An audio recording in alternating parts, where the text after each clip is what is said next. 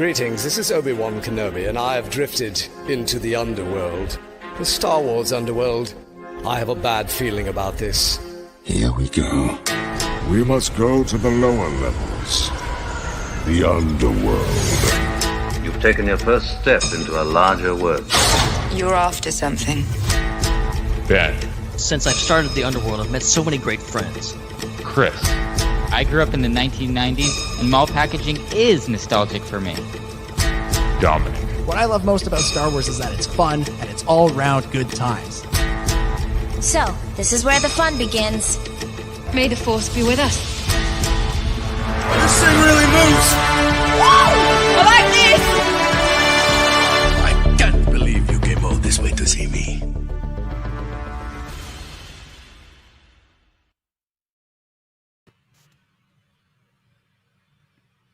What's up, Star Wars fans, and welcome to the Star Wars Underworld podcast. We are your source for the latest breaking Star Wars news and discussion each and every week. And this week on the show, casting is underway for a live-action Sabine Wren, and EA is teasing the future of Star Wars Jedi Fallen Order. All that and much more on this episode of the Star Wars Underworld podcast, now available in video. That's right. We are recording this episode on YouTube. So if you are listening on Apple Podcasts, Google Play, Spotify, any audio format, you can stop listening right now and head over to the Star Wars Underworld YouTube channel and start watching this episode. So my name is Chris. It's a good thing you added that second part, because otherwise you can just stop listening. You don't listen. Show's over. Well, he told me to stop listening. We're not podcasters anymore. We're YouTubers. Thank you. Good night. We are YouTubers. 10 years after the YouTube generation started, we are finally here. We've been podcasting that whole time. I don't know how that happened. YouTuber. Really, we should be on TikTok if we want to be up with it. You know, we want to be cool. We should be like doing some dances and stuff. I don't know. This is why I never post on my TikTok. Dominic, that's going to be our first. That's going to be our first TikTok. What you did right there. Yeah, that's right. So we're going to put it on TikTok. Yes. Just find some music. We better make sure we make at the SWU on TikTok real quick before someone else does. You're our social media guy. Get on it. Get on it. Somebody needs to go make that. Yes, my name is Chris, and joining me is my good friend, Mr. Dominic Jones. Hello, Chris. Hello, Ben. Hello, everybody. It is especially nice to see you both and to see everybody who is in the live chat. Although I guess I can't see you, but you can see me, which, let's be honest, is a little bit weird. But it's great to be here. Yes, it's been a long time coming. It's fun. It's fun to finally be here on the YouTube and realizing just how much I talk with my hands. So get ready. It's going to be interesting. But no, it's great to be here. I'm glad to be back after I had to miss most of last week's show. But while I was missing last week's show, I had another one of those sort of moments where you realize just how big Star Wars has become and how much it's reaching people in this new era. And it all has to do with that little fella behind you there, Chris, Mr. Grogu. Okay, which handed is it? AKA, it's this one. I've got to learn. This one. There we go. Yeah, it's Grogu, it's baby Yoda. I was back at a job of mine that I had to go away because of the pandemic, and so it came back, and I was very excited. It was great to be back to see everybody, and I ran into my boss's boss. And I was, of course, wearing a Star Wars t-shirt, and I was wearing a Grogu t-shirt. And she goes, "Oh, great shirt." And I'm like, "Thank you. It is a great shirt. Thank you very much." But then I remembered that this was somebody who 2 years ago had said to me, "Yeah, I've never seen Star Wars. We're doing a Star Wars night, and we want to have some trivia questions for our staff. Can you make them, since I have no idea about anything to do with Star Wars?" And at the time, I then made 15 questions, of which she used 3, which was fine. But you know, fast forward 2 years of The Mandalorian, and all of a sudden you see a Grogu shirt and you go, "Oh yeah, of course, Star Wars is great." And that's the power of The Mandalorian. It's the power of what Jon Favreau and Dave Filoni and everybody over there that's working on that show is done. It's really broken through. And sometimes I think we can forget because we're so into it and we're so hyper focused on it. But every now and again we have those moments where you realize, oh no, the world really is watching the show, and the world really can't wait for season 3, which unfortunately they're going to have to keep it waiting a little bit longer. But yeah, lots to talk about this week. Lots of great stuff. It's going to be, as I point dramatically at the camera, a great show. Heck yes. And also joining us, it's Ben Hart, the Star Wars guy. Why, hello there, ladies and gentlemen. Thank you for listening and watching. You can do both. You don't have to do one or the other. And wow, yeah, this is pretty awesome. This is pretty awesome. Yeah, it doesn't get old. And this is I don't know what to say, honestly. I've done video podcasts before, but this is not really new to me. IPC, I've been doing this for a few weeks, so this is still it's a concept that I'm working on, and like looking at the camera and not looking at a blank wall is something that I'm still like getting in the groove of. And yes, I do talk with my hands. So yeah, it's intense. Looking forward to what we're going to talk about tonight, and look for you guys watching. So Ben, you were breaking up, you were fizzling out a little bit in there, freezing, seizing, all of that stuff. And we were going to save something for a future show, but it just feels appropriate to do this. Ben Hart, the Star Wars guy. Yes. Ben Hart, the Star Wars guy. Star Wars rules. This is momentous. This is exciting. Why, hello there, Ben. Ben Hart, the Star Wars guy. He is the founder of the Star Wars Underworld, Mr. Ben Hart. How's it going, everybody? Yeah, we were gonna save that, but literally before the show, I was talking with our engineer Chad, and we were like, "Sure, are we going to do this week, or are we going to save it for a different week?" And we're like, "We're going to save it for a different week," and then your internet froze, and so we had to do it now. Just normal, just regular stuff. So just get used to it. Just had to be that. I missed the part where we talked about saving it. So I'm like expecting it to play when I introduce Ben, and I'm like introducing him really slow. And like I have to give our engineer time to pull up the video. Ben Hart, the Star Wars, and then it doesn't come up. I'm like, oh, I did. I thought you were freezing on me when you did that. I thought go, and it was an omen. I was giving space for the cue. So we are going to have a great show. Whoa, I'm out of focus. Hello.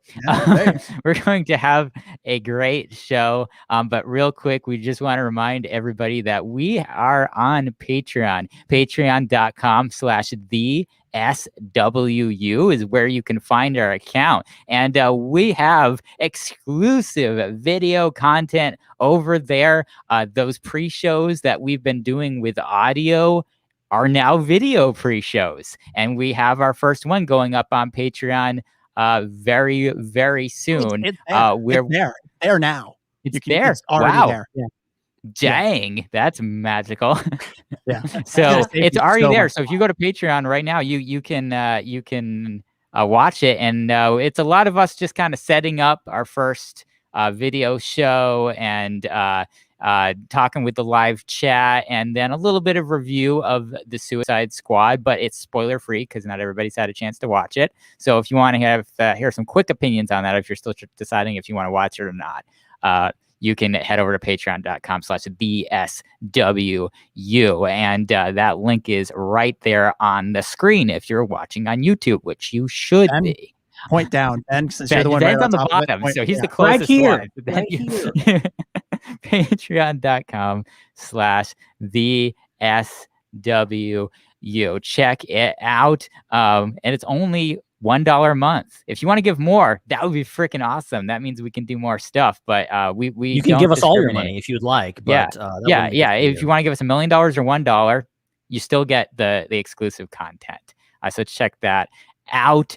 We also want to remind everybody that we are on TeePublic, and this is literally the last few weeks that we're going to be running a TeePublic. So go over to teepublic.com, search for the Star Wars Underworld over there. Buy the last of our merch. There's only a few things left. Buy it now. And that's that vintage stuff that will be going for a lot on eBay in like 20 years. So that's right. It's going to be like Star Wars Underworld NFTs. It's like our original t-shirts are going to be the ones that are worth more. So make sure you check that out. Please leave us a review if you're listening on a podcast app. But even better, when you're watching on YouTube, please like this video. That means give it a thumbs up.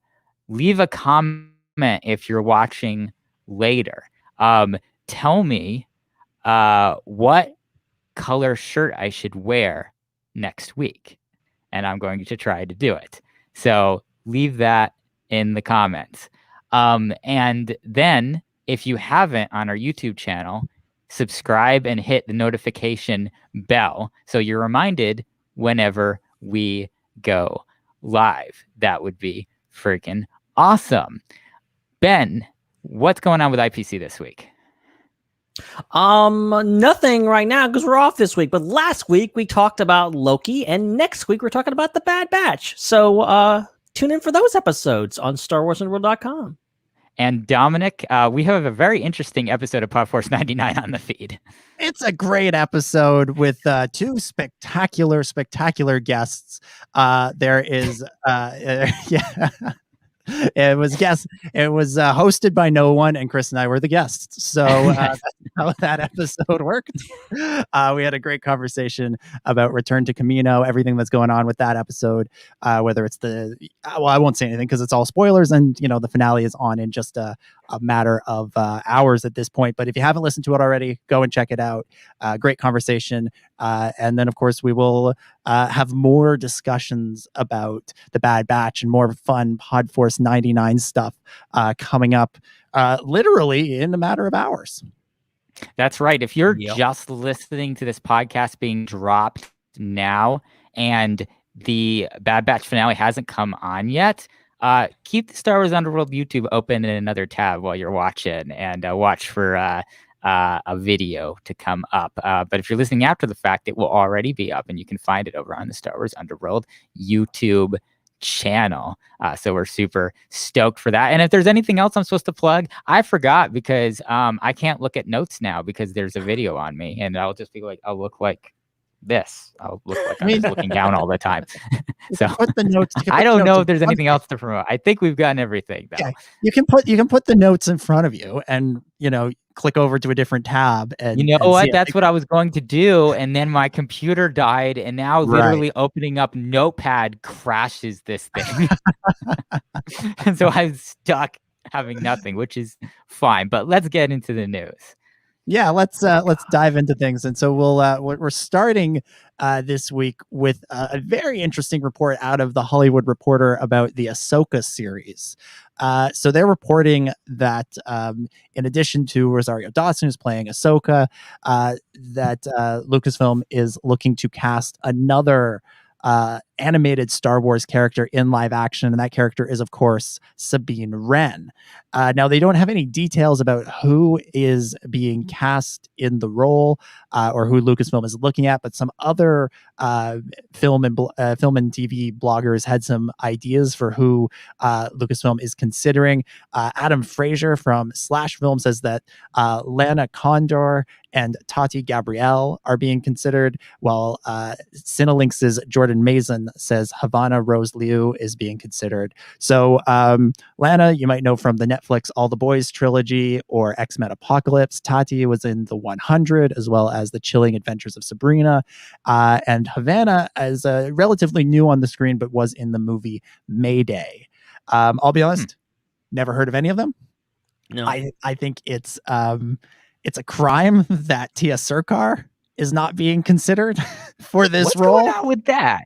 That's what I thought you were going to say when you were reading off those names. Like, I thought you were going to say, and Tia Sircar is one of the people. Like, what? Yeah, it's so interesting to me, the characters or the actors, the voice actors from Rebels that are being considered and are being brought over from the animation to play their characters in live action, right? We had Katie Sackhoff, of course, played Bo-Katan on Clone Wars and Rebels, then plays her in The Mandalorian. And then the reporting, at least the rumor, is that Lars Mikkelsen is set to return as Grand Admiral Thrawn in this show as well. And so that makes sense. Meanwhile, Taylor Gray seems to not be the choice for Ezra. That seems to be Mina Masood. And based on this reporting, at least, it sounds like Tia Sircar is not being considered for this role, which is surprising. With some of the voice actors, I sort of get it. Like, they're voice actors. They haven't done a ton of stuff on screen. Like if they told me that they were looking to cast live action Hera and that Vanessa Marshall wasn't really getting a look, I'd say, okay, sure. I kind of get that. She hasn't done a ton of on camera acting. But Tia's done a fair bit. She's been, co-lead on some shows. She's had very memorable recurring roles on stuff. She's been she's been, been the lead in some, pilots that didn't get picked up. Like, this is not somebody who has no acting chops. She's got the abilities. And so it's weird to me that they're not considering her for this role. The only reason I can maybe think of is, like, she tends to do more comedy, but that shouldn't, to me, it doesn't feel like that should be the reason not to consider her. So I'm hoping that there's a big hole in the center of this story, and that it's a Tia Sircar shaped hole that, like, it's like that we just don't know what's going on with her. And that nobody's saying that she's being considered, but it feels like she should be. When I'm thinking about Rosario Dawson and Katie Sackhoff, they are two very athletic women. And I remember watching Katie Sackhoff train for The Mandalorian. She would post all these workout, like, kickboxing videos on her social media leading up to the announcement of the casting. So we knew something was going on with her. And so I think maybe that's the only thing I can think of, is that, Sabine Wren is going to wearing all of that armor and then doing a lot of movement in that armor. You have to be very athletic to do that. You have to be able to do a lot of choreography. And so that just might be something that Katie and Rosario specialized in, that they were already ready to go with and just needed some tuning up and maintenance. Whereas Tia might have needed perhaps years of training to be physically able to perform the role. So that's the only thing I can think of that is obvious. That is a difference between her and some of these other people that have already been in action stuff like the 100. That does make sense. I mean, this is an action show. Star Wars is an action franchise, and so you need people that can fight, that or can fake fight. But at the same time, I feel like you can teach someone how to do it, and for as much training as someone like Katie Sackhoff might do, when push comes to shove and the scenes get really intense, they're putting a stunt double in there. Especially with Mandalorians that wear helmets. Yeah. Whether I mean, there's an excellent point. That is a fantastic point, Ben, because let's not forget that Pedro Pascal was actually in the armor for 4 scenes in season 1. Like, dude was barely even there. So you could very easily find someone with a similar build to Tia who can do the fighting, put her in the suit for those scenes, and then when it's time to film the scenes where the helmet comes off, there's the Sabine Wren we've known and loved for 4 seasons of Rebels and a couple of Forces of Destiny shorts. Yeah, I would bear to imagine that, like, most of her action in Rebels, even though she's an animated character, is still with her helmet on. So, like, it would make sense. And even so, like, I am also bewildered by this. I'm like, why? Like, I'm hoping that, like, because, like, I have been on this road of, like, okay, I want Ashley to be Ahsoka, but I get why that didn't work. Then you go forward and, like, we get Rosario Dawson. I was like, I'm skeptical about this. And then I'm like, okay, she won me over with the performance. I'm okay with that.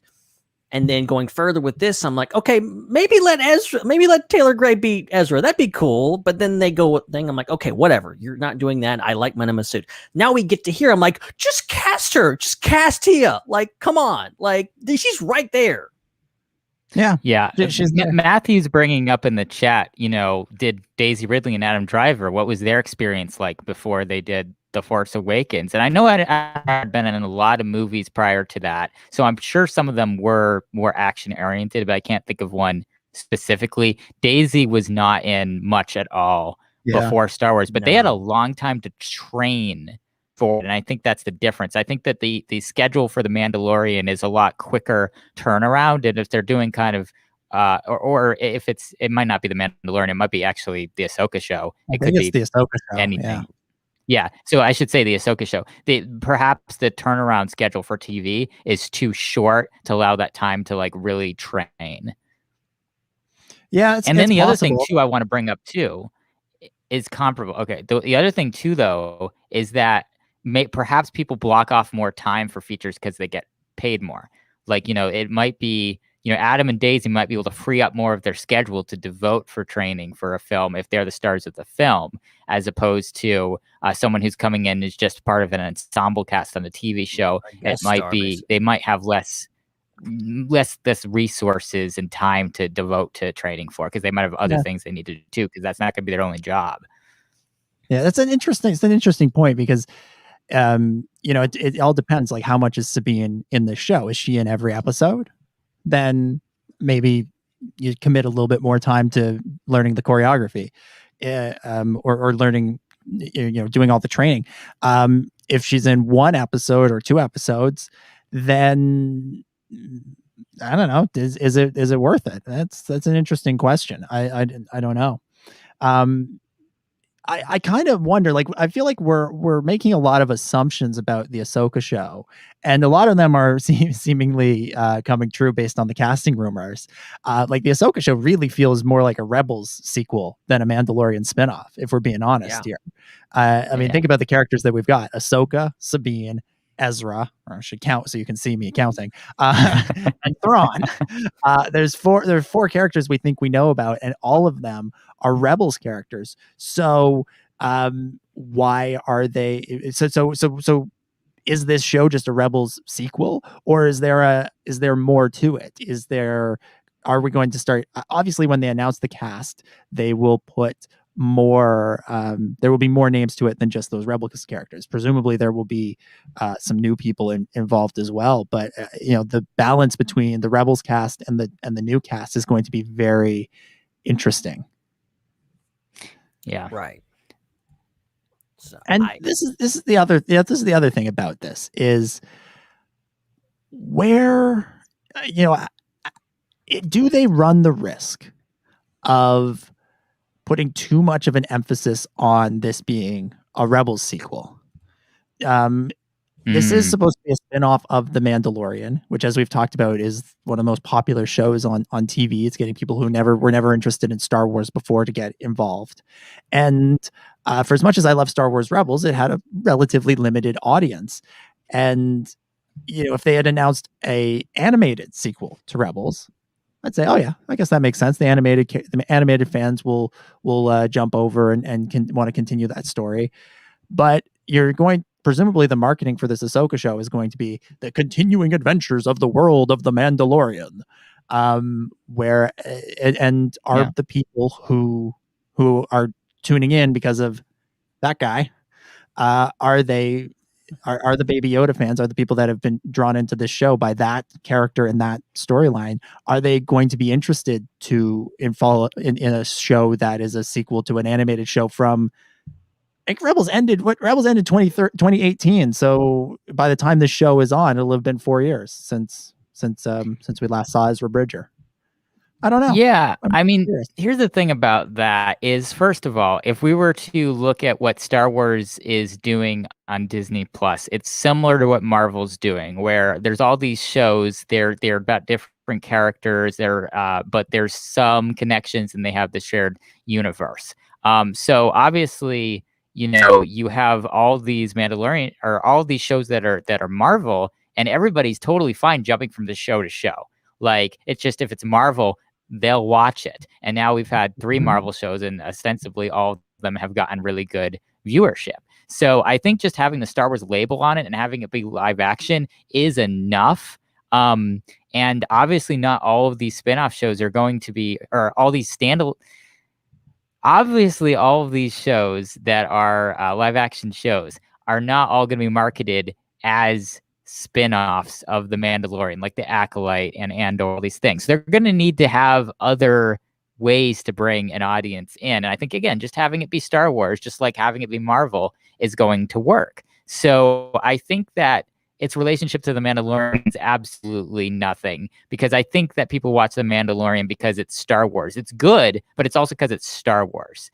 And so they'll watch anything else Star Wars and give it a try, I think, just because of that. So as far as Rebels is concerned, I think that's what they were trying to do. I think they did want to do an animated sequel, and they just decided, like, we're already bringing so many of these characters into the live action universe and casting them. Why don't we just do that? It doesn't make sense to spend all of this effort and energy finding someone to play Ahsoka, finding someone to play Sabine for The Mandalorian, and then just, go back to animated for future stuff in the timeline with Rebels. Why not just stay in that shared live action universe and just continue the story forward? And then finally, I'm just assuming that when we're watching the Ahsoka show, it's still going to make sense if you haven't seen Star Wars Rebels. Like, I can't imagine them having it written in such a way that you can just, you have to watch all of Star Wars Rebels for it to make any sense. I think they're going to have enough exposition and dialogue and whatever necessary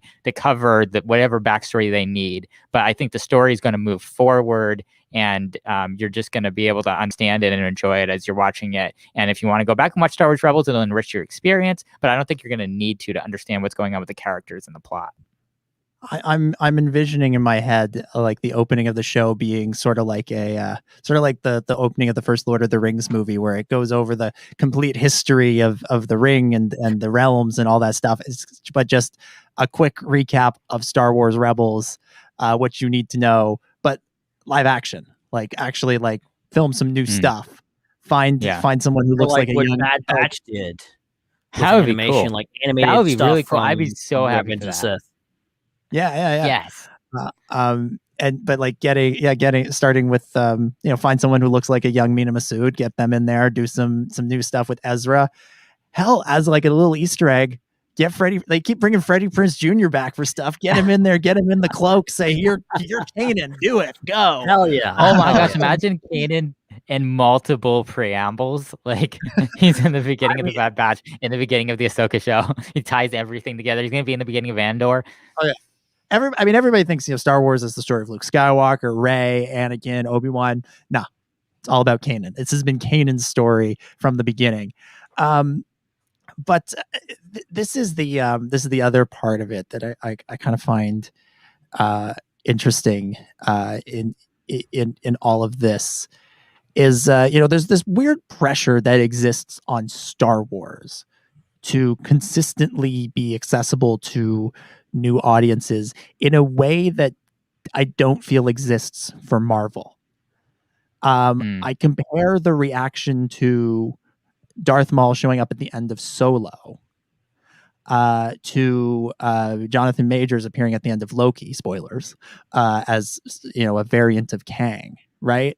And when Maul appeared in Solo, there was all of this discussion about, it doesn't, the general audience doesn't know what's going on because they haven't seen Rebels and they haven't seen Clone Wars, and they're just confused, and they're so lost, and they don't feel they can watch the show or this movie or the sequels because they haven't watched 10 seasons of these other programs.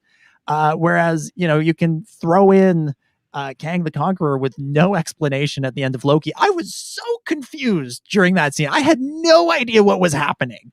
And it's no big deal. Everybody just like goes along with it. But for some reason that exists. And I think it's because, Star Wars has this history that is 40 years. And yes, Marvel's been around for, decades as well, but the movies as this like entity, existed are a relatively new phenomenon, and it's only 10 years worth of stuff. And even though it's a lot of movies, arguably it'd be tougher it's arguably it's as much of, if not more of a commitment now to get into the Marvel movies if you want to get caught up in time for Doctor Strange next year. Like that's a lot of movies and a lot of shows. But people just are on board with it and can go along with it. But because Star Wars has been around for 40 years and there is 40 years worth of stories, and yes, it doesn't help that they came out in the wrong order, and they also have this they also have this whole, the books and the shows and the movies are all in the same playing field, and so it feels like so much more of a commitment. And so I think as Star Wars fans, we sometimes put a little too much pressure on them to appeal to the wider audience, whereas I feel like we're underestimating the wider audience's ability to just sort of go with it and roll with it. And if you have the characters in the Ahsoka show say, all right, our old friend Ezra Bridger is very important, and we have to find him. He holds the key to understanding this. And you make that clear, and maybe you do a little prologue, a little something else to, really, sell how important this guy is. I think you can get you can get general audiences on board with it. I was so worried about Mandalorian after seeing the celebration footage 2 years ago. I thought this show is going to be unaccessible to new audiences, or inaccessible, whatever. Wow. Because non-accessible. Non-accessible. New audiences won't be able to access it. Because all that footage was talking about Beskar and bounty hunter guilds and all of this stuff that I'm like, I'm a little confused here, and I know I've heard all of these words before. But once that little thing opened at the end of the episode, the little egg baby carriage thing, and there was Baby Yoda, and all of a sudden everybody understood, oh, this isn't a show about bounty hunters and guilds and Beskar and Mandalorian. This is about this guy and this baby character. It's accessible. And once people realized accessible. Once people realized that that's what this show was about, all of a sudden it became accessible to everyone, from the three of us and everybody watching and listening to this. But also to, my boss's boss, who was 3 years ago or 2 years ago was saying, I don't know anything about Star Wars, and now is like, oh, I love Baby Yoda. He's awesome. So I think this show, if this show does it right, if it sets these things up and it makes it clear the stakes to everybody who hasn't seen Rebels, then it'll work whether we've seen it or not. And I like what Stephen just brought up, his comment about, A New Hope being, and we tend to forget, like, Star Wars started in the middle. It started in the middle of the story. Yes, it explained it pretty well. It gave you a good, overview of the universe and what it was, but ultimately you have big scenes of them talking about stuff that you never see. The Emperor, all this stuff, all this history that was never, shown to us. It was just told, and you just believed it. You were just into it. People in the 1970s, they just bought into it. I think you kind of have to look at it perspective of, it's not like it's a old character coming back. It's a new character to a new audience. You can reintroduce Ezra Bridger to a new audience. If you do it right, they'll work, they'll buy into it, and it'll keep going. And it'll just feel like all part of the same universe. Versus of, I don't know this person, what's going on here? Yeah, you have to make it clear to the audience why this character is important. But that's true no matter what, whether it's Ezra Bridger or Bob Smith, the new Jedi that we have to find because he's really important and knows where Thrawn is. That's just, they just have to be competent storytellers, and they can't go, well, this happened in Rebels, so everybody should know that already, if it's essential to the new story. But at the same time, they also shouldn't overload the Ahsoka show with exposition about what happened in Rebels, so that people watching it go, oh, I don't know if I can watch this if I don't watch 4 seasons of that other show first. Right. So it's all about finding that balance. And so far when they've tried it, I feel like they've struck a pretty solid balance. Chad and I were both trying to bring up the same comments, and so we just made it a little back and forth. But they're trying. What was I saying? I forgot what I was saying. I've lost my train of thought. But the point is, this can work. I think it can work, and I'm excited to see it both as a Rebels fan and as a fan of just new, interesting Star Wars. Yeah, I think you bring up Marvel earlier. Like, I think Marvel movies and shows now work on their own too. I think if you go in, you're like, oh, I want to know every single reference. I want to know who every single character is. Yeah, you're gonna have a bad time if you just put on WandaVision, you know. But if you look at it as, oh, it's just new, then just watch it and just enjoy it. You know, that's all there is.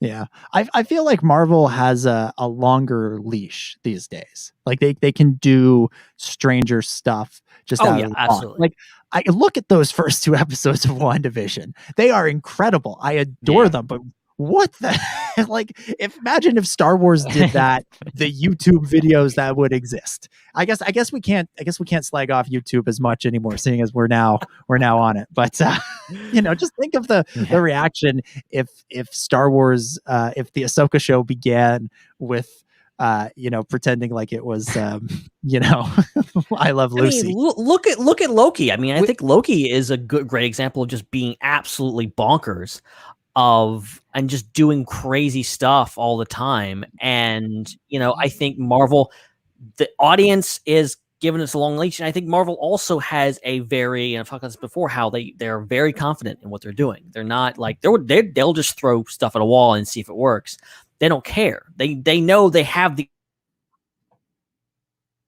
audience. They have that built-in audience that like it, they'll still come back for more later. Yeah. I feel like Star Wars has that, because I wouldn't have put that stuff past George Lucas. When George Lucas was talking about, you know, what his version of a Star Wars live action show was going to be, that Star Wars Underworld show he was going to do with Rick McCallum after Revenge of the Sith, like that seemed like it was going to have a lot of elements to it that we hadn't seen in Star Wars before, and it was going to have this kind of crime underworld seedy feel to it, and that kind of, and then if you look at the Clone Wars and how diverse some of those episodes are, like look at the D Squad episodes and A Sunny Day in the Void, which I know you love, Dominic, is your favorite. My favorite episode. It's classic. But if you look at that, it's like is really the greatest character in all of Star Wars. He should have been Rey's grandfather. But it's like Star Just Wars waiting for that Gascon cameo in Bad Batch.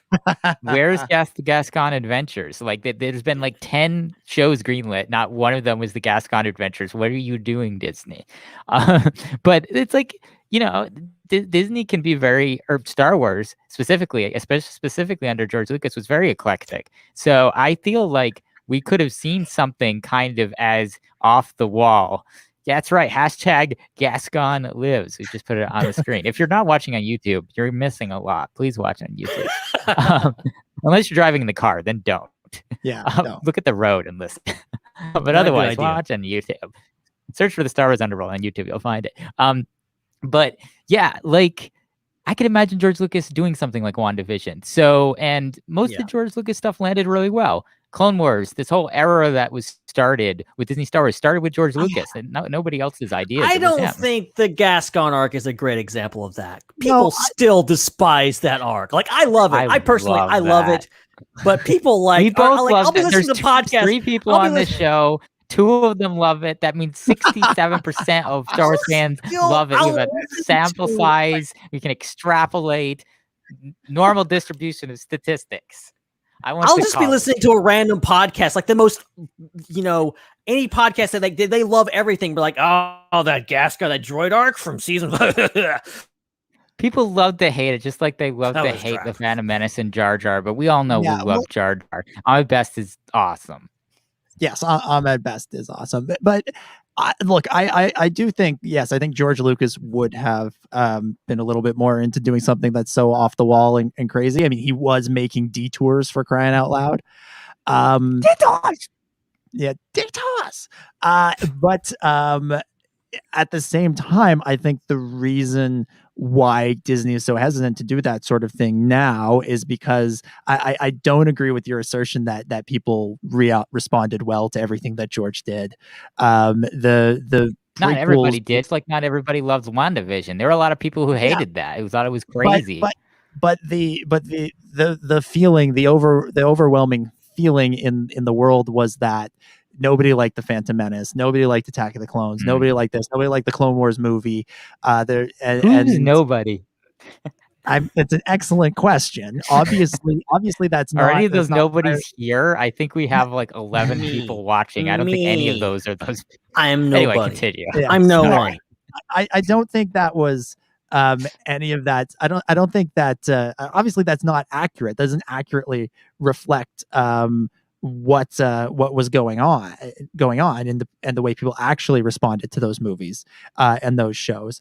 But at the same time, the reaction and the overwhelming or the way that conversation around everything George did was overwhelmed with negativity is what I feel is driving sort of Disney playing it so safe, and why, on the one hand, I'm pretty excited that they're going to take a risk with the Ahsoka show and say, oh yeah, this is basically a Rebels sequel, but we're going to sort of find a way to make it work and find a way to balance that stuff out. But that's why all the marketing for The Force Awakens was real sets, practical effects. It's why they brought back J.J. Abrams for Episode 9 and did what they did with that movie. It's why it's why so many of these decisions that they've made feel like they're really playing it safe. They're being cautious, and when they do sort of stick a toe over that line, we see some of the reaction, and it's not always great, and that's what causes them to jump back and go, "Oh, maybe not. Let's go back to just trying to please that limited fan base that, in a lot of ways, are never going to be happy." So I feel like Marvel has more wiggle room. I feel like they've earned that, whereas Star Wars has 40 plus years of baggage that it can be difficult to navigate. And my personal feeling, and this probably is not the way Disney wants to do it, because they gotta make stuff that makes money and brings people in, but I'd say just go for it. Make new stuff, make interesting stuff, make stuff that leans on what you've done before, and make stuff that is completely separated from it. Make it all, and it will find its audience, and its audience will be interested, and hopefully the people that don't like it will move on. Granted, been saying that for 5 years, and people are still making videos about The Last Jedi, so maybe that's not exactly. This is my last video, guys. The Last Jedi. I swear, these videos must end. Yeah, it's time for the videos to end. So I don't know. I'm excited for this. I think it's a cool idea to bring all this stuff together. I hope it makes for a good story. I hope that they do it in a way that works and isn't just doing connections for the sake of connections, because that's not good. You want the connections, but you don't want them just to go, well, we put Ezra in the show, so therefore it's good. You got to find that balance, and Filoni is the guy I feel like could do it. Oh yeah, it just comes down to the show has to be good. I mean, for instance, like there's like a bunch of random Marvel shows that exist and DC shows, and like the only one that I watched was Daredevil because I heard it was good. Like that's all I care about. So if people hear, hey, there's this Ahsoka show, it's good, they'll watch it. Nothing else matters. I personally think the is one of the best episodes of Mandalorian, and one of the best pieces of Star Wars I've ever seen. Like, so what episode? I think they did that perfectly, introducing her. The Ahsoka episode, the Ahsoka one of the Mandalorian. Okay. Yes. There we go. All right. Yeah, so I love that. Yeah. All right. Let's move off of this. Obviously, we'll continue to keep an eye on it, see where it all winds up, who we wind up seeing as live action Sabine one day.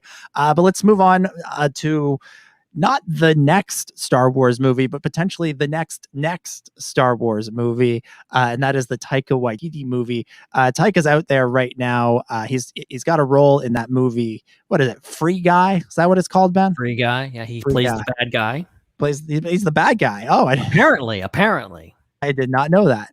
Well, it looks like a good movie. It looks exciting. I remember seeing trailers for it when we went to see Rise of Skywalker that long ago. Yeah.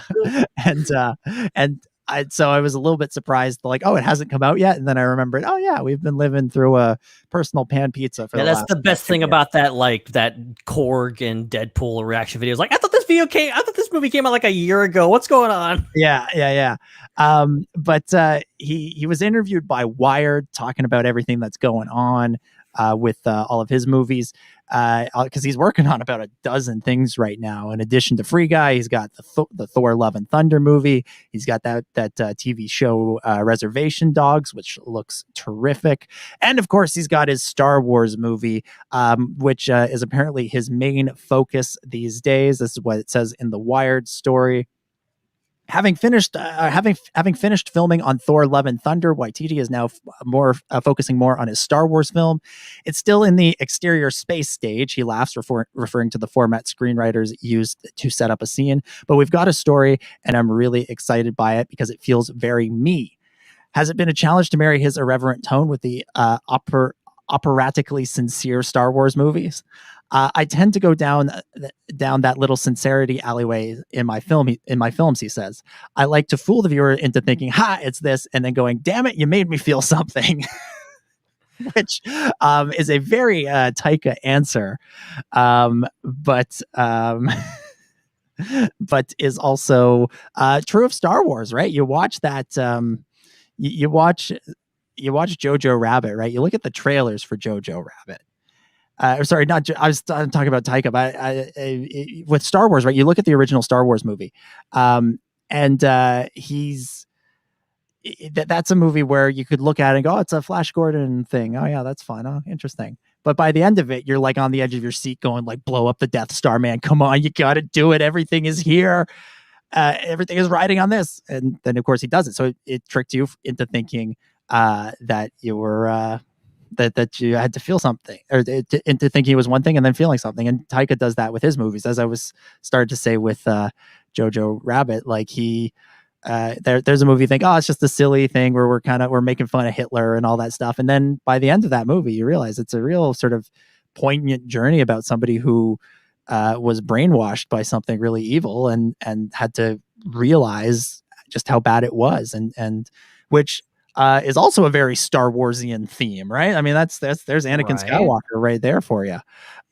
So I fully expect his movie to walk that line perfectly. He's one of those guys that not even because of his Marvel work, but because of his other works, that I just look at what he's done and I go, yeah, that guy he's got the right feel for Star Wars. He's got the right ideas. If you haven't seen Hunt for Wilder People, that's a very it's got that sort of a New Hope, Leaving Home vibe to it that I think is a good bodes well for the future of Star Wars. It's funny, like any other director saying, "Oh, it's very me," would sound like what's this guy's deal? Like, what's going on with this guy? But like coming from Taika Waititi, is like that's what I want. I want it to be you. I want it to be all about you, and that's what I love about Taika. Is like, you know, he makes these ridiculous things, but then makes you care about them, and you know, puts so much heart and soul into them. And what better metaphor is there to Star Wars? Like you're saying, like, you know, Star Wars is on the surface, you know, just ridiculousness, but at the center of it, it's a heart. It's got a great story. And Taika, you know, you watch any of his stuff, like it's just like all about like, oh my gosh, it's funny, it's crazy, whatever. And then you're like, crap, you know, this is intense. This is actually like real stuff. Like even Thor Ragnarok is like, it's like, oh, it's this crazy Marvel movie, but then it's talking about like colonialism and like some very intense topics, and then, you know, all the stuff with family, and it's just, yeah, it's crazy. Yeah, he's really unlike he's really unlike so many filmmakers that there is out there. Like he gets this stuff. He's found that balance that you need to find, because you know, you don't look at a Taika Waititi movie and necessarily go, this is trying to say something. You think, oh, I'm just going to watch a fun movie, and then you come away from it with a lesson. So many people go into movies these days, and it's like you can tell that they're going, I'm trying to say something with this movie, which is not in and of itself a bad thing. I'm not saying artists shouldn't try and say something with their work. The opposite, in fact. But Taika does an excellent job of, as he says in the interview, of tricking you into realizing, oh, there's an important lesson here. And so it doesn't feel like preaching, even though he's actually saying something really important and kind of profound with each of his films. Yeah, I mean, he is, I think, from the same school of George Lucas, telling a story with these fantastical elements, but doing it. And then you walk out of the theater going like, wait, those stormtroopers versus the teddy bears, that was deeper than I thought it was. That was about some other things that I didn't realize, and it made me think about it. And, it's just, that's the brilliance of both of those guys. Yeah, exactly. So we'll see what's next for Taika and Star Wars, what he comes up with in his I agree with Doc Holocron. I hope it's a full-on comedy. Like, I hope they go more into comedy, because Star Wars is funny. It's ridiculous. And I think just lean into it. Let Taika do what he does. We were talking before the show in the pre-show. Go ahead. The next interview with Taika, he's going to be like, well, my film is fun and it's funny and it's all an all around good time. You'll like it.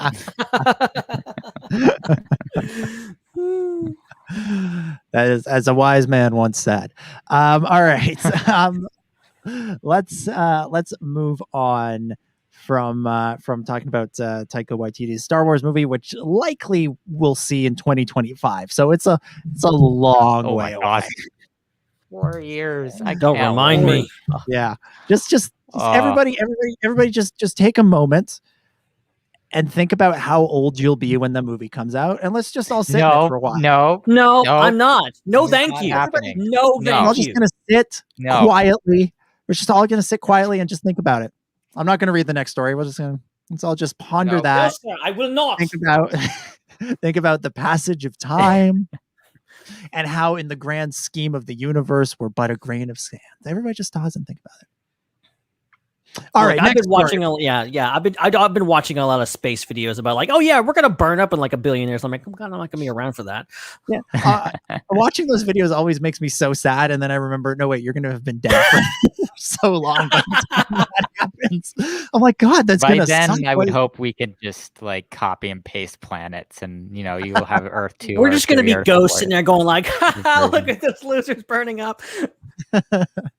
Yeah, we'll be a bunch of Force ghosts. Well, I think the absolute most disturbing thing I've ever heard uttered, or maybe read in text, is none of us will live to see the last Star Wars movie. Yeah. Oh, stop. True. Stop. True. I've never heard that. You ruined my life. It used to be, I just got to live long enough to see Revenge of the Sith. Or, all right, I got to live long enough to see Return of the Jedi. Nope.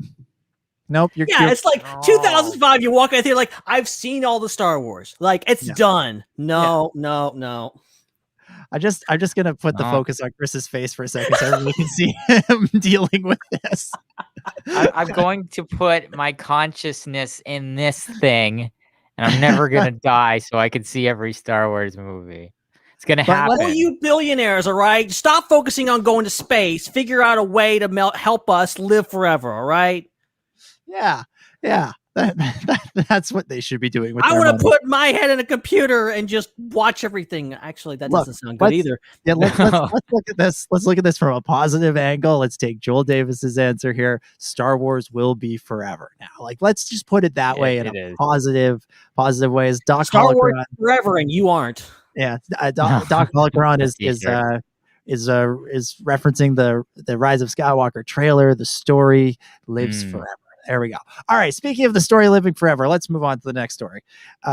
This one is about the ObiWan Kenobi series. ObiWan Kenobi?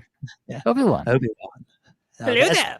No, that's the name of not the. Anyways, Indira Varma, she's in the show, and she was interviewed by metro.co.uk for about. See, that's what I thought it was until I heard someone say it for the first time. I'm like, oh, UK, that makes so much more sense. The other one, I have to be very careful how I say that, or it just does not come off for YouTube. She interviewed by metro.co.uk. There's a dot in there for a reason. Yeah. Oh dear. Oh dear. Oh dear Lord. That's what all those nobodies who didn't like the prequels think about us, and I'm fine with that. Oh my god. Indira Varma, I'm trying to get the focus back on this thing here, man. Just stare at the title. Interviewed by Metro. They asked her about what it's like filming the ObiWan Kenobi series. This is what she said. She says, quote, "It's such a beast, like an octopus that needs wrangling, but I'm having a brilliant time. Obviously, I can't say anything about it, but director Deborah Chow and Ewan McGregor on the acting side have somehow made it feel like an independent movie. Everyone has inputs. There are no fraying tempers."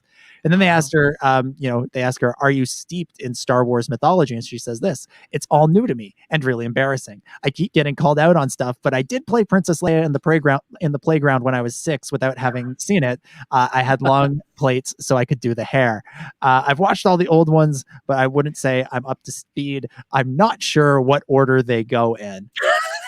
So remember what we were saying about about the mainstream audience being a little bit lost and confused with some of this stuff. But that whole line about it feeling like an independent movie, despite the fact that it's a major big budget, that's becoming a recurring one that we're starting to hear more and more from the people making Star Wars movies. I feel like Laura Dern said it about The Last Jedi. I feel like somebody said it about Solo as well. But when you have a director like Deborah Chow, that's somebody who has mainly done television. So it sort of makes sense that that she might have less of an ego than, say, someone who made a big budget movie and might approach it from more of a hands-on perspective. I also like the way she describes it as an octopus that needs wrangling, which I think is probably how we should all describe the volume from here on out. Because wait, so you're saying that Obi-Wan's going to fight an octopus, giant octopus in the Obi-Wan Kenobi series? Oh wow, he's going to find a Rathtar. Your hot scoop right here on YouTube, man. Exclusive Rathtars in the Kenobi. I'm not a fast enough typer to create a banner for that. So there we go. I'm excited to see what becomes of this. I mean, Indira, we saw the picture of her walking to the set a few months ago. And she looked to be in like an Imperial uniform. Yeah, Imperial officer. Yeah, it could be cool, could be interesting. And so I think this could be good. I think she also posted something on Instagram that kind of suggested that that the filming might have wrapped, or she might have wrapped. So it might be, we got to close in on the end of it at some point if it's going to come out next year. So there you go. I've pulled up this comment here from Zach. It says, "They're finally putting voice to face. Now I know what all these guys look like. Life made." This is how you know I didn't Zach have was a face until now. Yeah, this is how you know Zach was a little bit late, because Zach, you're actually in the intro. You make a cameo in our video intro. Standing next to Ben. So this comment is a lie. Scroll back, you'll see yourself. We got receipts. There we go. Next up, what have we got here? Let's talk a little Andor. This is a report from the Direct. They're saying that Alex Lothar has been cast in Andor in a supporting role. Now, Lothar is best known for his leading role in The End of the Effing World, but they don't know anything about the character he's playing in Andor. That's a great show. I love that show. It's on Netflix. Yes, it's a great show. Definitely worth watching. Check it out. Yeah, definitely worth watching. I think it's not as good as the other one by the same writer though. I forget what that one's called. I don't know either. But Naomi Aki's in the second season of that, so that was sort of where we got. She made one of her first appearances before showing up in Star Wars. So they've pulled good cast members from there before, and he's excellent in that. Although I would expect him to play a very different part in Andor. I don't know if you're going to have quite those quite a mopey those universes teenager. don't. Yeah. Yeah, they don't really mesh together unless we're going for that eclectic WandaVision thing. That's what it would be, is a Star Wars show that is in the style of those graphic novel shows. Lux Bonteri, can you imagine? Yeah, Doc Holocron suggesting he might be playing Lux. I'm all for it. I can see that. I can see it. I can see it. Do it. I think it should happen. Could be good. Yeah, that character just disappeared. Whatever happened to him? I mean, you know that that George Lucas didn't have much more to do with Lux when this whole idea of Han Solo falling in love with Ahsoka came into the picture. Yeah, there you go. Replaced. Yeah, but no, Lux actually, interestingly, that I don't know whether Doc is joking or not, because it feels like a jokey sort of response, but it could work because we do know a little bit about what happened to Lux. Anybody that's read the Inferno Squad novel will know that he pops up hanging out with the partisans of the Rebel Alliance, which is Saw Gerrera's group. Which makes total sense when you it's like shocking, but like it's like, oh wow, this makes sense. And you know, Saw was in Rogue One. Cassian, the Rogue One character. These things, there's more connecting it there than I thought initially. Like at first I thought it was just a silly answer, like, who should he play? I don't know, Lux Bonteri, that guy's fun. But did he survive that? They didn't, because I think they like killed everyone in that book. I don't know. I cannot remember. I feel like he survived. I feel like or maybe it was left ambiguous. Yeah, but that takes place after the events of A New Hope, so he could still. Oh, I forgot about that. Yeah, so there's room. There's a lot of room there. There's lots of room for him to fall in love with Ahsoka, and then they get a divorce. Yep. Yeah. Let's we're talking about expanding Star Wars to different genres. Taika can do a comedy, and then whoever Andor could be the Star Wars equivalent of Marriage Story. Yeah, exactly. That's right. Or Divorce Court. There we go. There we go. With Judge Joe Castanew. There we go. Oh my God. Wow. Judge I want Joe to see this now. Yeah. If your marriage certificate isn't in the archives, it doesn't exist. Annulled. Great. Oh wow. Love it. All right. Let's keep rocking and rolling through this news. This was just announced today. Circle November 12th on your calendars because it will be Disney Plus Day. This is according to Bob Chapek, who is, of course, the CEO of Disney. He was doing his third quarter earnings call today. Shockingly, there was no major announcements. But I didn't even know that was happening. I found out it was happening like about 5 minutes before it started. And then I thought, I've listened to too many of these. I know exactly how this is going to go. Yeah. I'll sit this one out. And basically, apparently the only got thing up 5%, and we're projecting a cash flow. Yeah, exactly. Apparently, the only thing we're Disney. We made a lot of money this year. Ho ho! You know that's basically it. We have new offerings in the Philippines.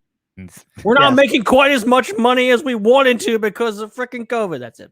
Yeah, High School Musical is now in Swahili. Yeah, look, if you're looking for a place to give your money other than Disney, we'll just remind you. $1 a month, patreon.com/. And then it will eventually go to Disney because we give all our money to Disney anyway. Yeah, it eventually makes their way. It makes its way. It's just passing through us so you can get twice the amount of content. Right. But what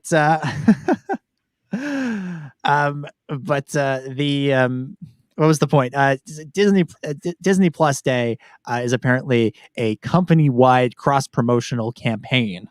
So basically, they created their own holiday to promote their own stuff. Yeah, it will include announcements of new titles coming to the streaming service. Obviously, so it doesn't necessarily mean there will be Star Wars announcements. There may be. We just got a bunch of Disney Plus Star Wars announcements a few months ago. So I don't know how much they've got to announce, but November is the right time for that to happen. Yeah, or how about a release date or a trailer for the Book of Boba Fett? That's also true. That's Yes, coming out I have a feeling. December. Yeah, I feel like the Star Wars portion, because like you're saying, Ben, they announced so much stuff at the Disney event last year. I feel like because of that, this year's Star Wars portion will be really focused on Book of Boba Fett, on what is actually happening. Yeah, they'll be able to and- show clips for a lot of those shows that we only had logos for before. Ooh, I mean, yeah, maybe. Yeah. Little snippet from Kenobi. Also, man, we moved our hand like this at the same time. So, we've been podcasting together for so long. And we're in unison. High five. We had the same thought at the same time. So there you go. So Disney Plus Day, circle it on your calendars. November 12th. More announcements to follow there. Book of Boba Fett trailer, please. I mean, trailer. I just knowing Disney. Trailer 2, not trailer 1. Let's get that beforehand. Let's go trailer 2. There. I'll take it. That's too late. Trailer 1, or I think for a release date too. I think that should be at least a few months in advance. But knowing Disney, I just think they're going to announce 10 more shows. They're just going to be like, coming in 2027, Star Wars Mouse Droid. The Adventures of Star Wars from the perspective of a mouse droid. Everything's shot from the floor. Like, they're going to do that. Times 10. There you go. And they're going to announce 40 Marvel shows. So, it'll just be a domino effect. Yeah, exactly. We have 40 Spider-Man shows, one for each Spider-Man and Into the Spider-Verse. And for all the Spider-Men that will be Spider people, I guess, right? Yes. Look, they owe the Spider people something, all right, because they're about to give them a heart attack. Everyone on Twitter is convinced that Spider-Man No Way Home is going to be canceled or postponed again. The Spider community is in an uproar right now. Didn't a part of the trailer for that leaked? I'm pretty sure. No, it didn't. Are you sure? I saw it, and then people were like, "No, this is fake." So I don't know. I don't know. I've seen the thing I saw looked really real. The thing I saw looked very real. Look, I saw a very real looking trailer for what is it? Fall of whatever the new Jurassic World movie is going to be, like very real. Apparently that was fake. And I saw the trailer for Spider-Man Far From Home. No Way Home. A lot of home. I swear, I thought that the High School Musical 4 trailer was real for years. I thought that thing was real. I was so excited. I'm like, yes, millennials in their 30s. I'm going to relate to this. This is amazing. This is going to take it so much deeper. And then I realized that they just cut together movies with the actors that had nothing to do with High School Musical and put High School Musical music on it. It wouldn't be a Star Wars Underworld premiere without at least one High School Musical reference. That's right. We're all in this together. Okay, moving on. The next story we've got here, another conference call that because that's where we get all of our news. Apparently, this was the EA investors conference call where they didn't say much, but they said they would, quote, continue to invest in the Jedi Fallen Order franchise. Interesting. The Jedi Fallen Order is one of the best Star Wars video games ever made. Like, it is absolutely incredible. It's got really cool story elements. It's got great characters in it. It's open world enough that you can kind of explore a lot, but it's also really challenging because you have to play through the story and meet certain objectives. There's a lot of customization. Like, it's just a really fun game. It's one of the few games that I've played all the way through in the history of video games. And I think it's really cool that they're going to continue moving this franchise forward, because I think that there's a lot here, not just for video game, but for multimedia. I think that you can have very successful novels, comic books, and even TV shows based off of these characters. I think they're that strong. Yeah, it's like I just, I think it was, considering the success of Jedi Fallen Order, it's like, yeah, no duh, they're doing a Jedi Fallen Order 2. But, it's nice to see them like officially acknowledge that, hey, it's a franchise. They're calling it a franchise. And I think that's great. And, I don't know if that may not even be the first time they've said that, but like, it's cool to see that now. And, more stuff is coming and, It's such a weird way of phrasing it, though.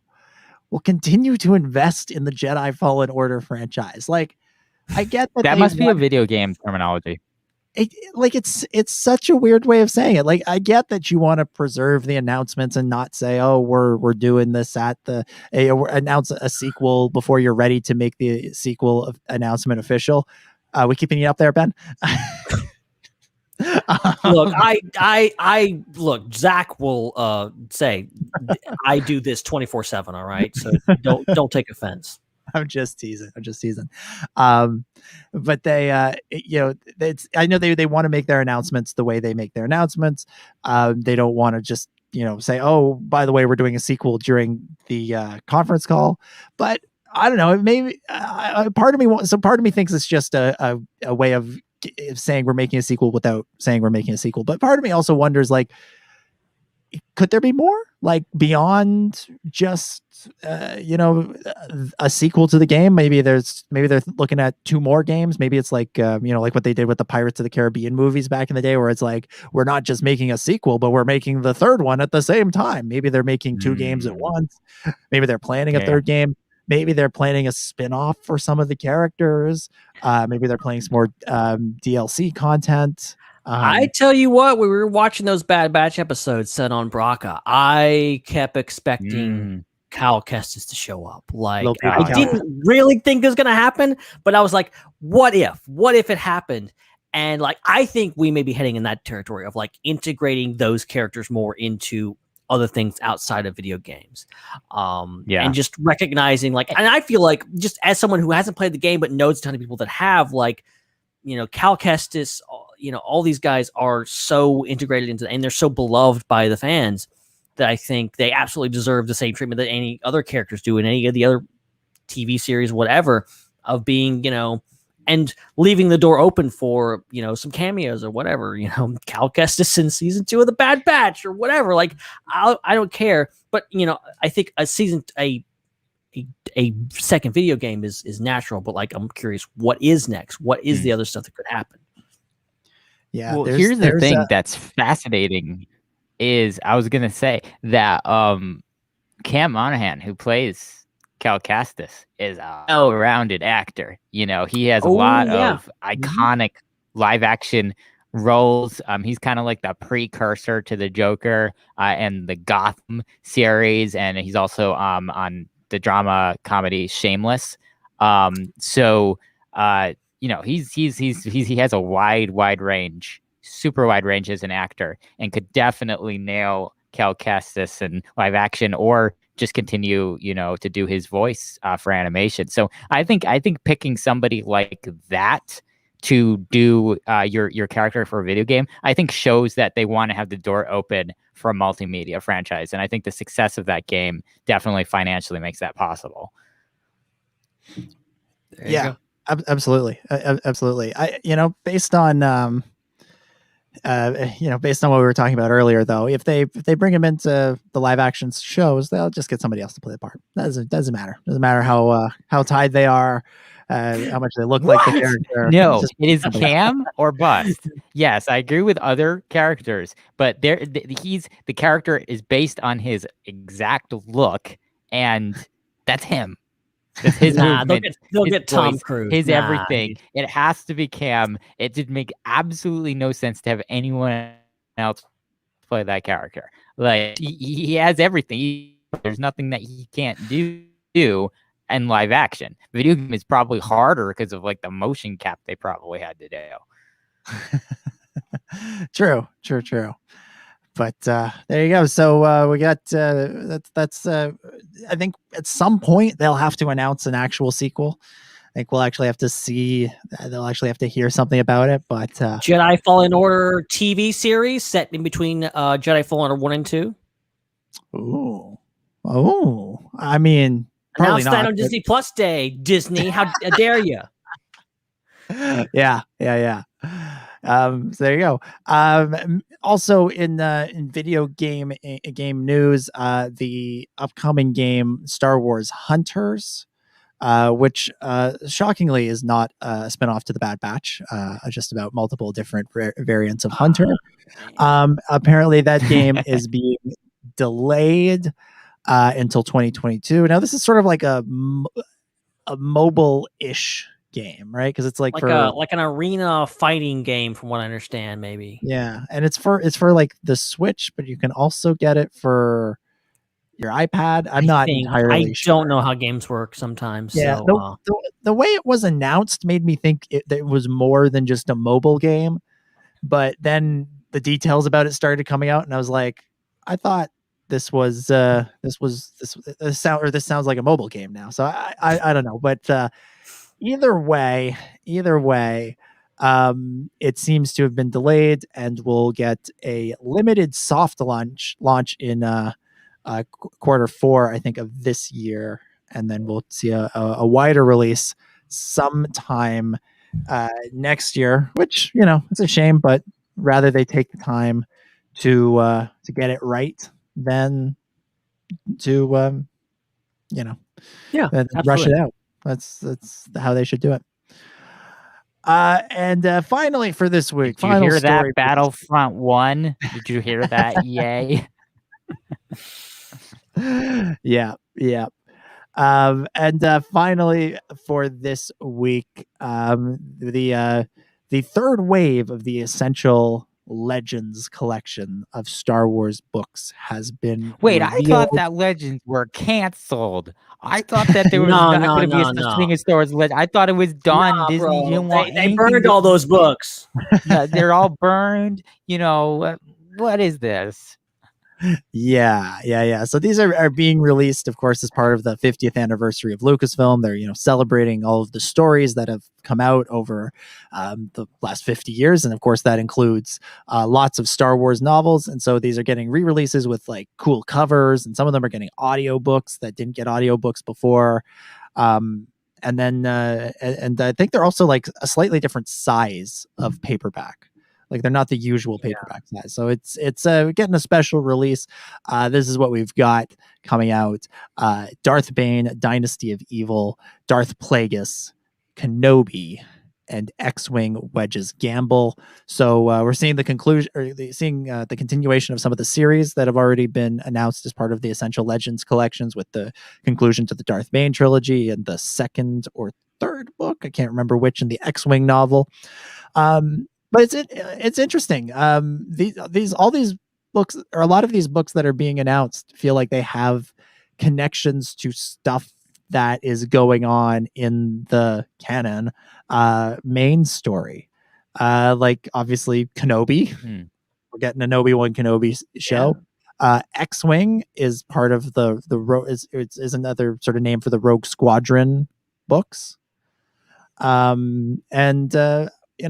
Plagueis, Darth Bane, the Acolytes. That's kind of a dark sidey thing. Yeah. You never know.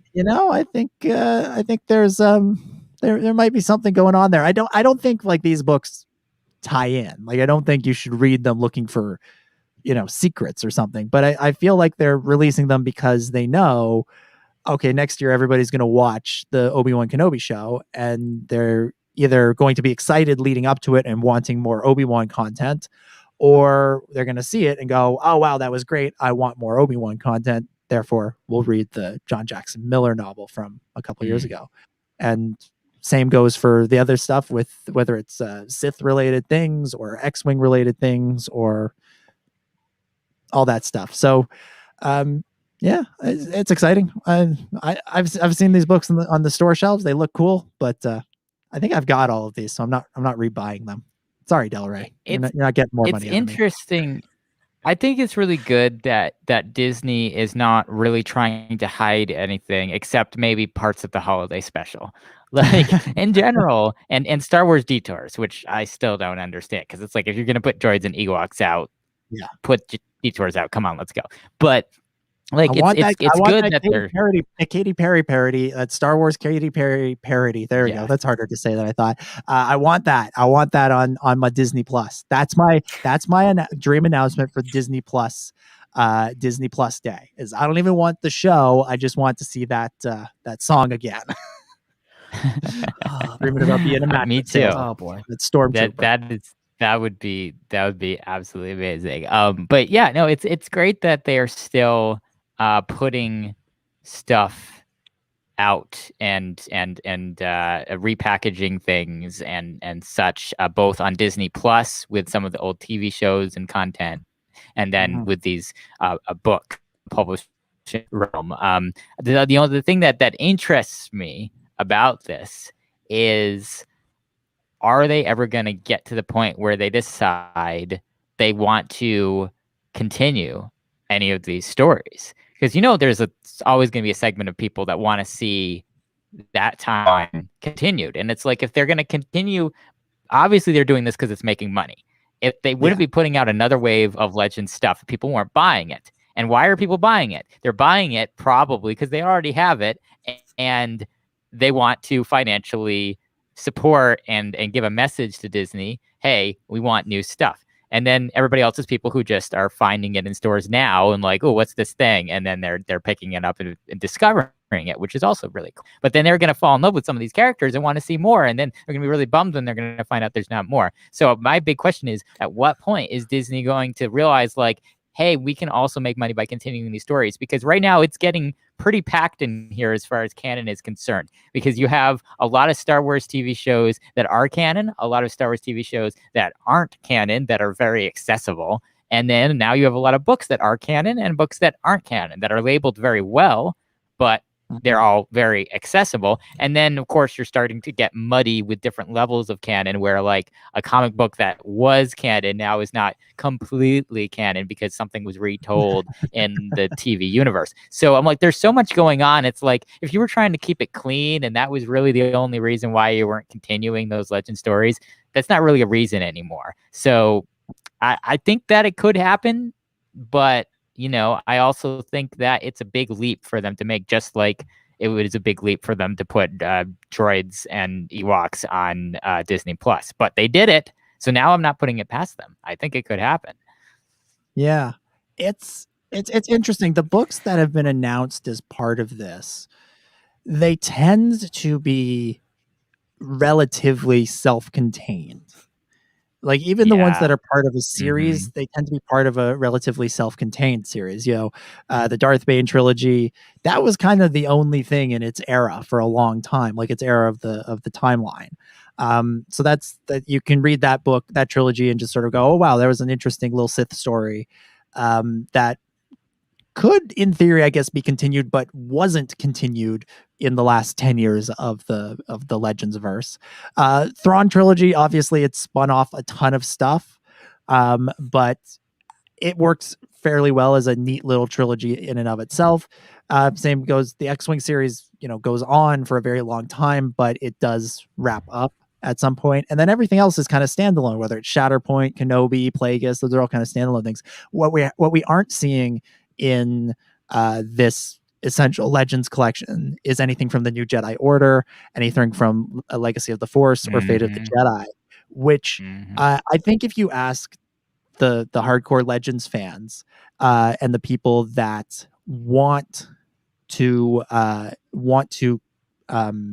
see that storyline continued, those are the characters they want to see more from. And so anybody that's picking up these new releases, they aren't necessarily going to reach an end of a story that goes, okay, no more. This is where there, it feels like there should be more storytelling, but there isn't. Instead, they're going to get to the end of the Bane trilogy, the end of the Thrawn trilogy, the end of the X-Wing series, and go, oh yeah, that was fun. That was a great little self-contained story within the Star Wars universe, but it doesn't feel like it's left unfinished. Whereas those Legends fans, I think what they want are more stories with Jason and Jaina. Not even Jason anymore, because all 2 out of 3 of the Solo kids were dead by the end of it. But they want more stories with Jaina and Co. So I think Right. I don't know if this is necessarily going to lead to more stories, but if these books sell well, then Disney might be inclined. I thought for a long time they never would, but as more time passes and more stuff comes out, like you're pointing out, it seems more and more like it's not out of the realm of possibility. So they're going to keep clamoring for it till they get it. Yeah. It begs the question, though, like, we're in a situation now where so many of these characters are kind of right on the edge of canon. And, Revan is kind of canon, I think. Like, how do they, like, these characters get brought in officially? And, like, do we get stories? And, like, how do they correspond to the stories that already exist? How much do they take from them? Do they just go do something completely different, or do we go off and try to be faithful, quote unquote, to those original stories? It's going to be a difficult tightrope to walk for them, I think. Mm-hmm. Yeah, we'll see. We'll see how this goes. So that brings us to the end of the news list. We do have some listener feedback that we could get to, but Doc Holocron in our live chat has a suggestion. And since we are doing, this is our sort of unofficial pilot episode of this stuff. So if you guys are interested, if everybody listening is interested and wanted to throw in some questions, we can answer them. We'll do our best to take a couple, and then we'll skedaddle and disappear so that everybody can go watch Bad Batch and come back. So for everybody that is listening to this, if anyone is still listening on your podcast apps, if you want to interact with us, you can continue sending those emails. We're going to continue to get to them because we know that not everybody can watch the show live. But we also want to interact with the live chat as well. And if you want to do that, what you can do is you can go over to the Star Wars Underworld's YouTube channel and you can subscribe over there. Make sure you remember to hit that notification bell too, so you get a notification when we're live. And it's Thursday night, 9:30 p.m. Eastern is when we go live, and you can interact with us, and we'll take some questions when we have time from the chat. Yeah. So let's go. We'll start here with Hannah Rayside, who just posts Star Wars What If series. Yes. Has that officially come out yet for Marvel? Has it? I've lost track. Yeah, I heard. Yeah, it's been out for like 2 days. Where have you been? Has it? So Ben, quick spoiler-free review. How's it starting for you? It's great. The first episode, without spoiling it, it's Captain Carter. The episode Captain Carter. It's basically a retelling of a First Avenger, which personally one of my favorite MCU movies. So like it's a retelling of that movie. It's great, and it makes me all the more want a Star Wars version of that, because like Marvel is capitalizing on like how iconic this movie, which is about 10 years old now, like they're capitalizing on like, oh yeah, here's that movie. Yeah, we're gonna do an alternate version of that. Like, why not do alternate version of A New Hope? Like, that's like right there. They need to do it. Star Wars has some of the most iconic, like people that have not seen Star Wars know the plot of Star Wars. Like they can watch a What If series. And there's some obvious ones you could go to right away. Flip Luke and Leia. What if Luke grew up as Prince of Alderaan and Leia grew up on Tatooine? What if Obi-Wan fell to the dark side instead of Anakin? What, I love all of these. Some ideas. What if the Death Star had blown up Yavin? Like, I mean, what if Obi-Wan had died instead of Qui-Gon in Phantom Menace? I love that too. What if the senator from Naboo that ended up taking over the galaxy was the other senator, Padme Amidala? There we go. You could have some fun. You could have some fun with the Darth Jar Jar theory with that. Oh yes. Like Jar Jar could be her like second in command. Yeah. Oh man. See? Great. This should happen. This should happen. I think it should. It was mentioned by, I think this was Matthew, who said it's kind of how they did Star Wars Infinities with I think it was comic books. Yeah, those comic books are great. If you can find them, those should be in the Essential Legends collection. Those are terrific. Yeah, and yeah, like those comics were just they changed one thing, and that's basically what the What If series is. The What If series, it's explained here's one choice, and this is what you think about the trajectory of this character in this universe. And it's great. Star Wars rules. Yeah, there we go. I think that was a fully video one. The audios kept going, but the video. Yeah, the video we lost that. Yeah. I'm sort of scanning through the chat right now, and I'm not sure which ones of these are like what ifs that people want us to talk about, or if they're ones that are actual questions. One, not that one. The other Din one, the one that was earlier. This one, 758. Yeah. I'll get to it. I'll clean it up when I can. Din wants to know how long has Dom been planning and working on his fancy background. We all want to know. Which, for everybody listening, it's a virtual background of the Millennium Falcon, because of course, because I don't have a good spot to set up a good background. I tried to make one for that episode we did with Chatter Squadron, but I didn't feel I could. That was up to par with what the two of you are going to have, especially as things. You see, I'll show everybody what my background does. Yeah, turns it into a party. I can have a party in here. Yeah, it feels like we should have light flashing. Now the trick is gonna get it stopped doing this, so I don't have to continue the whole show.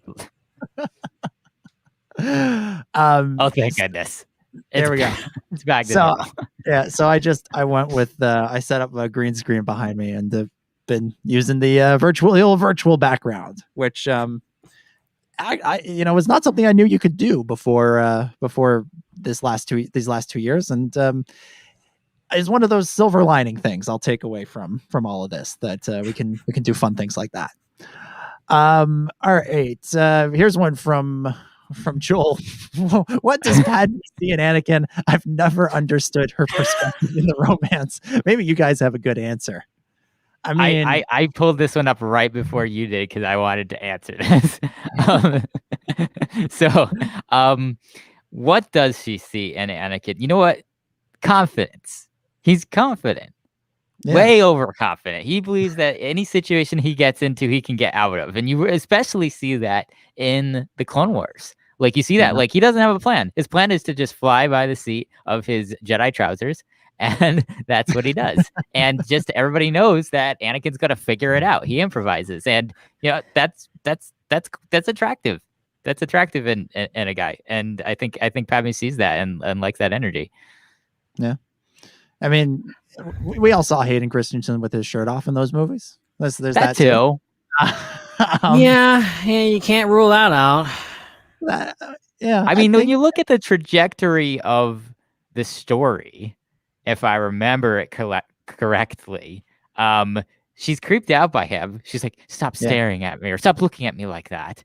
And yeah, she's not into him at all. And then there's that scene when he has the nightmare, and then he like walks out like shirtless onto the balcony, and then things don't start happening till after that. So argument can be made. I mean, but that does also come after the clearly the hottest scene in all of Star Wars, which is floating half a pear across the table and having it land totally on someone's fork. I think what we're meant to see in Anakin and Padme is like, these are two people that grew up in very unusual settings, right? Padme was like, imagine if a 14-year-old was president. Think about the last 4 years, and it would have been way better. Would have been way better. You're right. It's true. But think about a 14-year-old if they were president or prime minister or whatever. Like, that's not a normal life. That's not a normal upbringing. That is a very weird way to grow up. Same with growing up as a Jedi. And I think both of them, it's very clear in Anakin's story that he feels like an outsider in the Jedi Order. And this isn't really there in the movies, but I think you can read it into the story that Padme probably feels that way as well. The only people she hangs out with are her handmaidens and other senators. Right? Like, imagine if the only people you hung around with were a bunch of politicians, right? Like that's not going to that's not going to work out. That's not a healthy way to build relationships, because politicians only work with each other. This whole having the comments on the screen thing is far too distracting for me. I have now taken the liberty to click on comments, and now it's just off the rails. You're just gonna cause me to lose my mind. But these are excellent. By the way, those listening in the future without video, it's Hannah Ray's side. That pair scene should have been censored. Such tension. And then Din jumps in and says, "Yeah, just being around his chest is intoxicating." But you have to say that. You have to say that like Anakin. Just being around his chest is intoxicating. Anyways, no, but like Padme, I think she's meant to feel isolated too, and so the two of them, they don't really know how to behave when they're around each other, and then you just put them alone together, and they kind of have to figure it out. And they're maybe they're young adults, but there's still got to be some hormones flying around there, and they don't really know how to behave. And so next thing you know, stuff starts to happen. And I think it's meant to be sort of a torrid whirlwind romance, rather than a good healthy relationship. So there you go. Let's try. That's best we can do. Best we can do. There's also when you really want to get to know someone, ask them how they feel about being a dictator. All right, what else we got? Doc Holocron, do you think we could see any characters from the Bad Batch show up in the book of Boba Fett? Well, I mean, automatically one is sort of. We from know that Fennec Shand is. Oh, yeah, right. That happened the other way around. Yeah, I thought you were talking about like, oh well, Boba Fett's in there, and he's a clone of all the other clones. No. You're right. Fennec. We're definitely seeing Fennec. Yeah. Fennec. Yeah. And then if Boba shows up in the Bad Batch, he could be there tonight. Who knows? I think Omega is gonna play a part bigger than we realize. I think we're gonna see more of her. That. I think the fact that she's a kid in the Clone Wars era is setting her up to show up in other areas that we haven't seen yet, and knowing that she's gonna be around for a long time, and like Ahsoka, she could just pop up anywhere. Yeah. I think and Hera, she's around too. There you go. I don't know if this is the right spot for her, because it seemed like maybe that that Rangers of the New Republic show might have been a better spot, but now that that's not happening, maybe they might want to reallocate the character somewhere. With Omega, just to go back to that, it's interesting because again, we were talking about casting and live action casting and that sort of thing, and Michelle Ang doesn't really look like Omega, and so you would have to cast somebody new in that role. And I think if they were thinking about having Omega show up in live action like immediately, I think they would have sought out an actor who could do that, who looks like adult Omega and can lend their voice to young Omega. I think didn't you hear it's de-aged Tim Morrison with a wig? I think given how popular Omega is, then that she'll wind up making the jump at some point. But it'll be a matter of finding a Maori actress to play her. It's Tim. Why else do you think he's going to these spas? Like he wants to look a little younger because she ages twice as fast. Maybe. So there you go. We'll have to see. Well, it could be interesting. We got another question here. Where I saw it, now I lost it. Where did it go? While you're looking for it, Joel said in the comments, maybe we're going to be seeing a bunch of Grogu and Omega after the Rise of Skywalker in the timeline. That's interesting. Yeah. I've had that thought too. Like they're the two poster kids. Yeah. Yeah. They're the babies.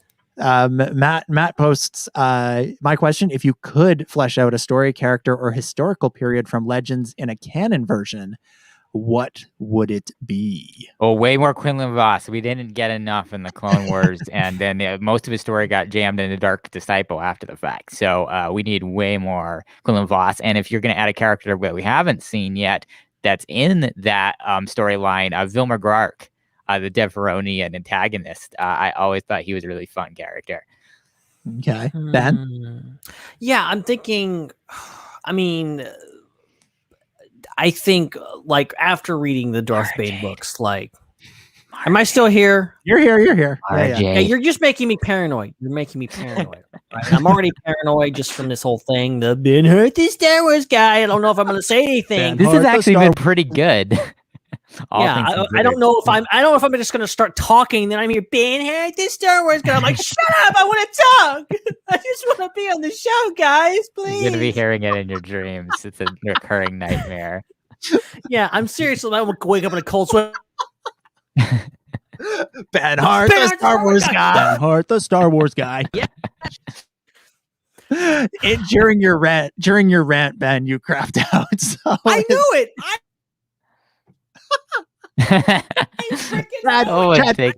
Chad, play the whole song. Play the whole song. We got it. Let's do it. Anyway, Ben Hart, the Star Wars guy. Yes. Ben Hart, the Star Wars guy. Star Wars rules. This is momentous. This is exciting. Why, hello there, Ben. Ben Hart, the Star Wars guy. He is the founder of the Star Wars Underworld, Mr. Ben Hart. How's it going, everybody?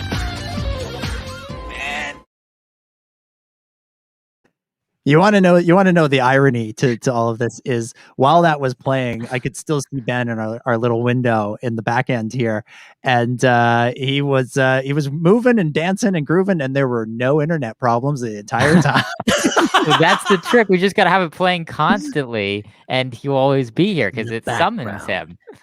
Yeah. In the background. Okay, real quick. Let me say what I want to say before I get cut off again. Yes. Say what you need to say. Okay. Oh God. Darth Bane. All right. Those books I think were great. I don't know if I don't think I want to see the exact same thing, but something along those lines I think would be great. And just getting the rule of two and getting that fleshed out, the beginning of the true Sith that we know from Palpatine's line, I think it'd be great. Yeah, I was going to answer something similar, so I will change my answer slightly and just go just a smidge earlier in the Legends timeline and say I'd like to see the Knight Errant stories be adapted in some way, and let's get Kara Holt into the story, and again with the comments, but I remember reading that book and those comics and really enjoying them, and it's this new Sith Wars period of the galaxy where the Sith are around and they're kind of sort of at war with the Jedi, but there's also a bit of a Cold War thing going on. I found that really interesting, and I felt like there was I feel like John Jackson Miller was telling some good stories there. So I think Knight Errant and the time around that could be interesting to bring in. So there we go. Of course, there's the character that absolutely has to be brought in is Mara Jade. Yep. So there we go.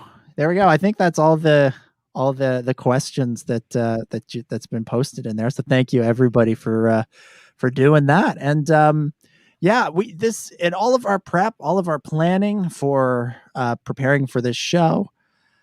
Actually, although Chris, real quick, we might have to fire our engineer after episode 1. Oh no. Look what he's posting from the official account too. Bold. Chad, jump on the mic here. Jump on the mic, buddy. Get in here. Yeah, you have to face up. You have to own up to what you've done. What's up? Chris, Chad, you guys want to say anything to each other? Ben, we might have to step in here and break up this fight. Honestly, I haven't read a lot of the Legends stuff, so how dare you? I know it's kind of a trigger for Chris. Plus, Mara Jade is canon because Mara Jade is in Jabba's palace, according to West End Games. According to West End, the undisputed source for all things Star Wars. Everything canon is in West End Games. If it's not in West End Games, it doesn't exist. Yeah. Joel going deep with his Legends references here. It's like a Luke Skywalker shipper.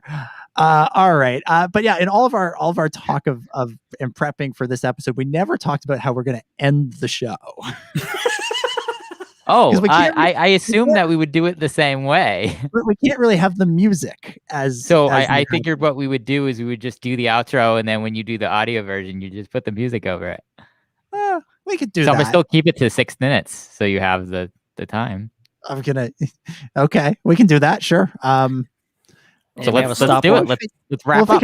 We can figure something else out for future weeks. But okay, then. All right. This is the pilot. It's supposed to be weird. Yeah. We have to now show it to the network and then get the approval and yada yada yada. All right. Well, then with that, we will begin to wrap things up for this week. Wait, who's this Christopher Walken on the podcast? Yes. So thank you, everybody. Man, to wrap this show up, I can't really do it for this week. Next week, we're gonna have more cowbell. That's what we were missing. I knew we were missing something. It's the cowbell. We just oh my goodness. Okay. That'll do it for this episode of the Star Wars Underworld podcast. For those watching live, which you can do every Thursday at 9:30 p.m. Eastern, 6:30 p.m. Pacific. We're going to be on this YouTube channel reviewing The Bad Batch, our immediate reactions to the finale of The Bad Batch. So come back in several hours. We will be here again talking about that right here on the YouTube channel. But in the meantime, for everybody else, we will see you same time, same place next week, wherever you're listening or watching. And once again, a reminder, if you want to see the video version, search for the Star Wars Underworld, find our channel on YouTube, and that's where you can watch this whole podcast and then also watch future podcasts as well as we go live on the YouTube channel. But we'll be back next week with another one. And of course, at the SWU is where you can follow us on social media. Dominic, thank you so much for hosting tonight. Oh, it was my pleasure. It was a lot of fun to finally do this video style where you can actually see us and all the ways we move around and gesture and react during the show. And in Ben's case, how much we yawn when our friends are talking, because that's just how Ben rolls. He is currently snoozing. But no, it's been a lot of fun, and I can't wait to do this all again next week. Heck yes. And of course, you can follow Dominic on social media at DominicJ25. Or if you're watching on YouTube, you've been seeing his handle pop up the entire time at DominicJ25. Ben, thank you so much for hosting too.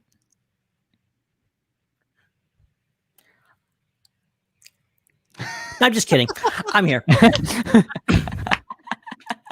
And yeah, you can follow me right here on the screen, Ben Hart with no E, if I ever tweet. I actually tweeted for the first time today for a couple times. I wasn't tweeting about Star Wars, which is weird. So yeah, go find that. Yeah, we're changing our backgrounds now. Okay, that's weird. I like that. I like that a lot. Ooh, nice Bad Batch background. I couldn't find any with Omega. That's a crime. Anyway, sorry. You're Omega. Yeah, it is. Yeah, just get a giant face Omega in the background. Anyway, this is done. All right, this was great. Come back next week. We'll do the same thing over again. Hopefully, you'll be able to hear me most of the time. Yes. So once again, at Ben Hart with no E. Guy. That's where you can follow him, at Ben Hart with no E. You can follow me at Seek3PO. We also want to give a special shout out to our engineer this week, Chad. And you can find him at ChadBTI. If there's anything more, it's cut off, but I think that's the whole thing on Twitter. So check that out at ChadBTI. We could not have done this without him. And then just want to also remind everybody as we're going out that we are on Patreon, patreon.com/the SWU. That is where you can get our video pre-shows exclusively on Patreon, patreon.com/the SWU, as little as $1 a month to access the exclusive content over there. We're super stoked about that. So definitely do that. Only a few weeks left to check out our merch over at TeePublic, teepublic.com. Search for the Star Wars Underworld, and please leave a review and leave a comment on YouTube if you're watching. Hit the thumbs up, subscribe to the channel, and of course, hit that notification bell. And people are telling me to wear purple. That's right. Tell me that I need to wear purple next week, and that's how we'll know that you made it to the end of the show. Let's see how many comments we can have telling me to wear purple. So that is it. We are out of here. We'll see everybody next week, and everybody who's listening live, we'll see you for that Bad Batch reaction in just several hours right after the show ends. We're going to be going live. Until then, for Chad, for Ben, for Dominic, my name is Chris, and may the Force be with you. It's a wrap.